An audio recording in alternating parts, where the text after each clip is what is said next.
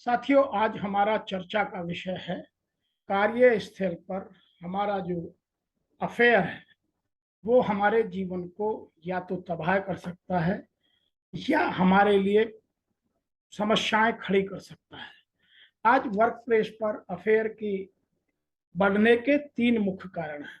उसके तीन कारणों में एक तो जहां वर्क कल्चर को प्रॉपरली डिजाइन नहीं किया गया है, दूसरा है जहां वर्क एनवायरनमेंट पूरी तरह इफेक्टिव ना हो करके इनडिसिप्लिन को बढ़ावा देता है। नंबर तीन है जो शहरों की वर्क लाइफ है, जो शहरों का लिविंग स्टाइल है वह बहुत बदल गया है। उसके कारण से यह सब समस्याएं बढ़ती जा रही हैं। आज प्रमुखतः कुछ इंडस्ट्रियों में मैं कुछ नाम लेता हूं जिनमें महिलाओं की भागीदारी बहुत तेजी से हमारे वुमेन एम्पावरमेंट के कारण बढ़ती जा रही है, या यूं कहिए कि हमारी सोशल वैल्यूज बहुत तेजी से बदल गई हैं।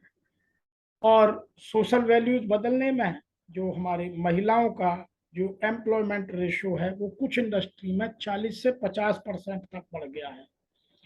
और वहाँ पोस्ट जो हमारा prevention of sexual harassment act है उसकी या तो ठीक से जानकारी नहीं है, या लोगों को सोशल मीडिया की अभी तक भी इम्पोर्टेंस ठीक से समझ में नहीं आई है।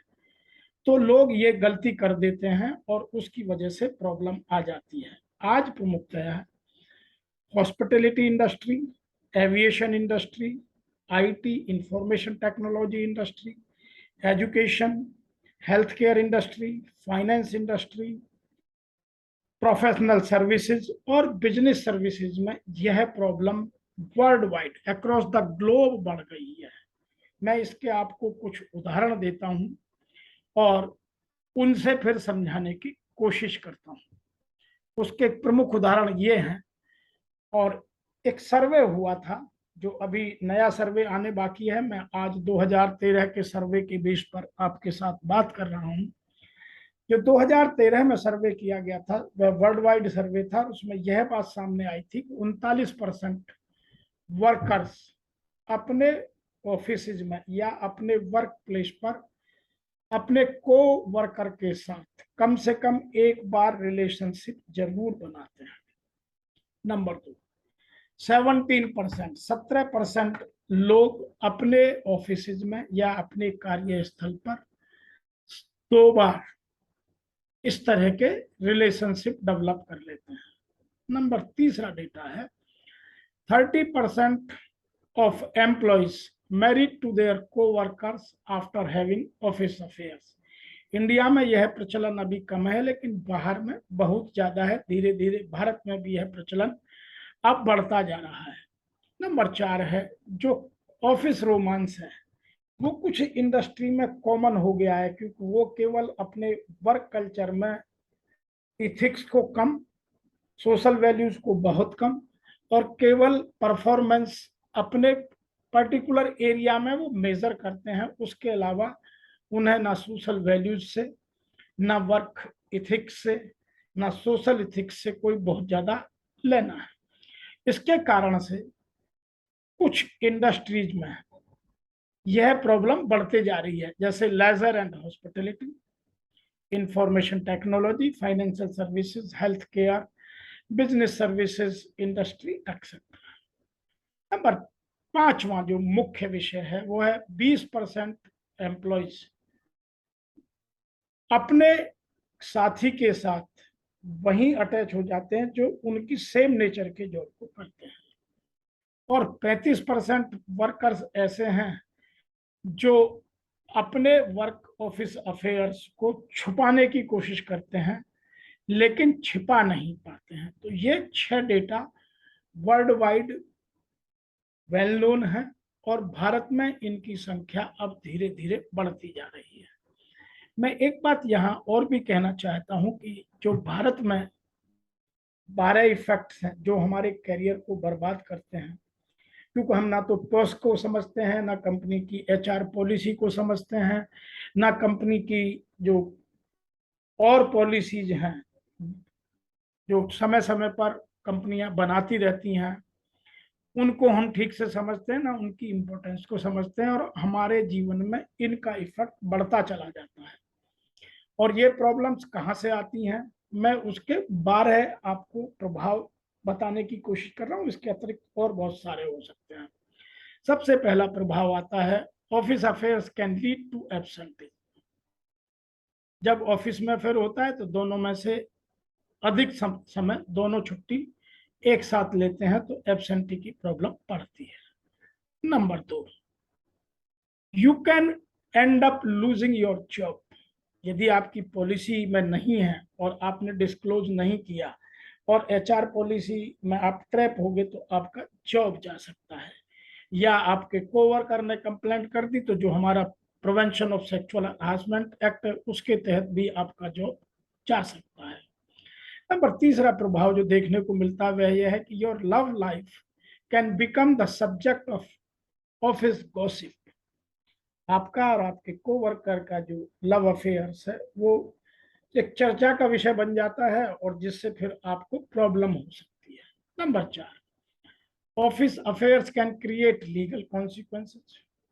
वैधानिक आपके जीवन में उनका प्रभाव आना स्वाभाविक है, क्योंकि बहुत सारी कंपनियां इन चीजों को बहुत स्ट्रांगली डील करती हैं और जिसकी वजह से आपका जॉब प्रॉब्लम में आ जाता है।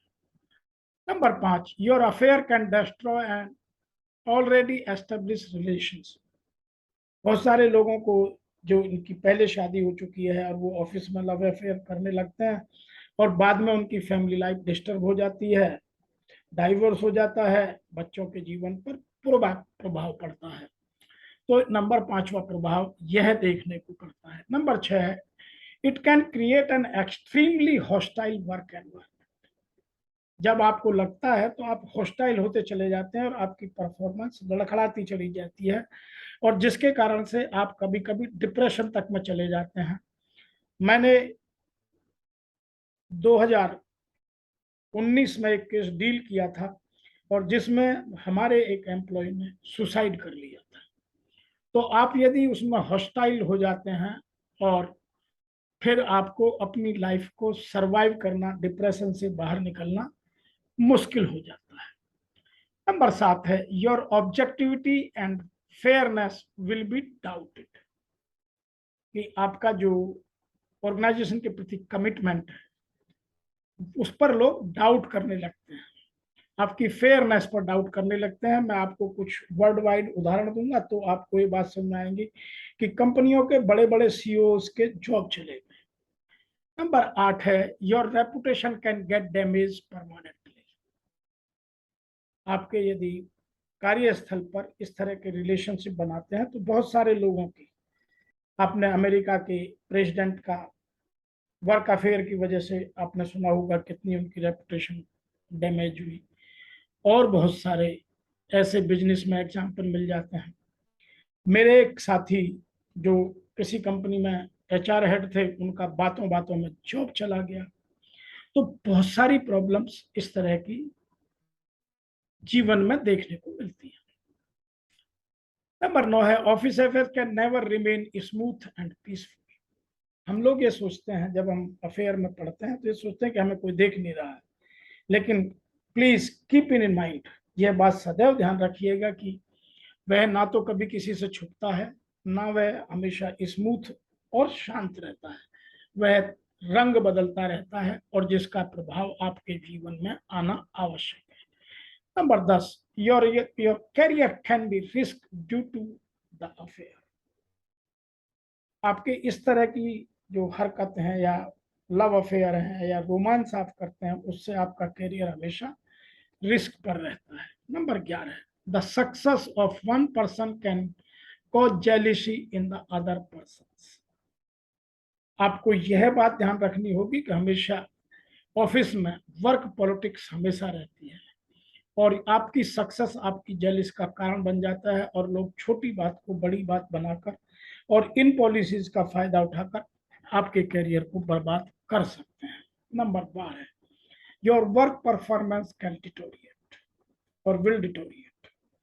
तो 100% यदि आप अपने वर्क से हटकर इन चीजों में ध्यान देने लग जाएंगे और वर्क प्लेस पर इन चीज़ों को इन्वॉल्व कर लेंगे तो आपकी परफॉर्मेंस 100% घटेगी घटेगी। इसीलिए आपको सदैव ध्यान रखना है कि वर्क प्लेस अफेयर्स से आपकी लाइफ बर्बाद हो जाती है। Be cautious. मैं आपको अब कुछ उदाहरण बताता हूं जो वर्ल्ड वाइड हैं, जो आप देखेंगे जो बड़े बड़े लोग हैं उनके जॉब चलेगी। सबसे पहले हम बात करते हैं Vince McMahon. McMahon was the CEO of WWE, world wrestling entertainment के वो सीईओ थे।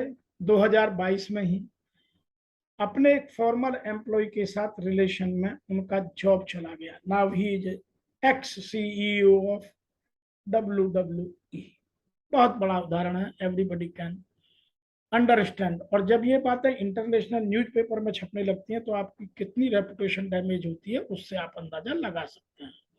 और यह जो मैं उदाहरण दे रहा हूं ये इकोनॉमिक टाइम्स 16 अगस्त को इसी महीने की छपे हैं। मैं वो उदाहरण आपके सामने पेश कर रहा हूं। दूसरा उदाहरण आता है हमारा जेफ जुकर, जो CNN एक चैनल है, बहुत पॉपुलर चैनल है, वर्ल्ड में बहुत नाम है। He was the president of channel.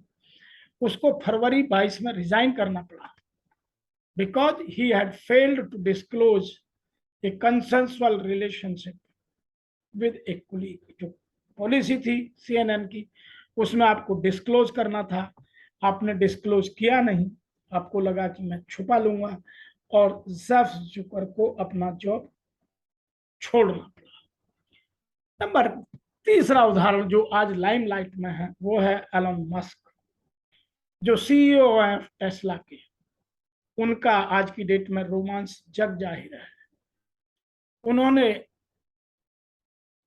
रिविलेशंस about the relationship with an executive of the company उसको छिपाने की कोशिश की है और उन पर अभी कार्रवाई चल रही है।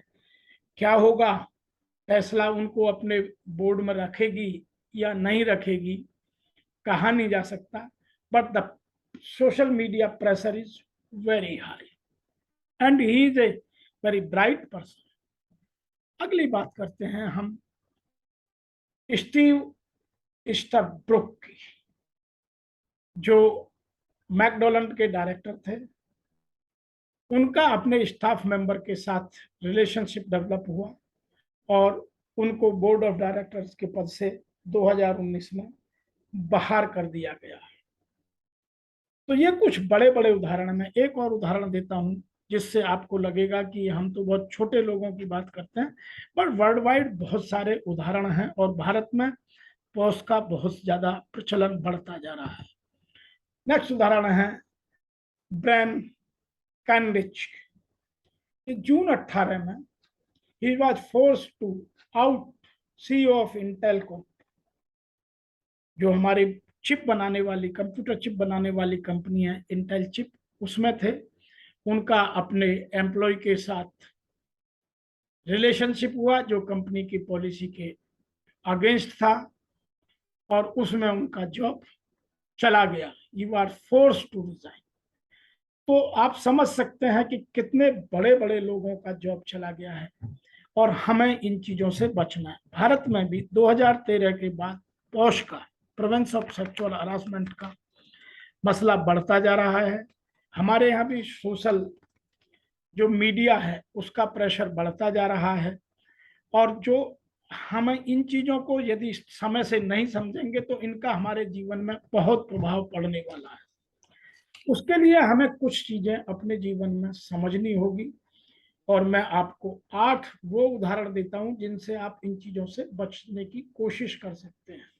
और मेरा 100% दावा है यदि आप ईमानदारी से आप इन्हें पालन करेंगे तो आप इन चीजों से दूर रहेंगे। सबसे पहला है strongly disclosure any type of romantic involvement.